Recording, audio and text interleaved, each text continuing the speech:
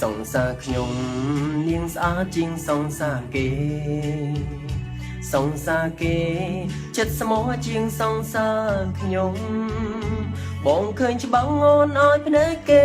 តែបងសួរឲ្យប្រឹងញញឹមក្នុងចិត្តយំព្រោះបងឈឺចាប់ពេកទូរស័ព្ទអូនតែមួយបើមានស៊ីមពី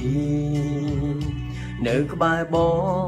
អារម្មណ៍អូនតែងបែងចែក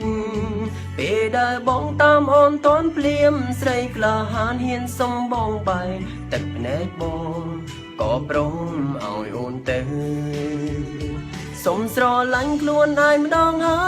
យបើតែត្រូវស្រឡាញ់អ្នកថ្មីតើខ្ញុំធ្វើនាងខុសឬក៏ត្រូវបើទ្រាំចាំឲ្យអូនធ្វើបើបងគង់ឆាប់នឹងស្លាប់ឥឡូវស្នេហ៍អងផ្លូវ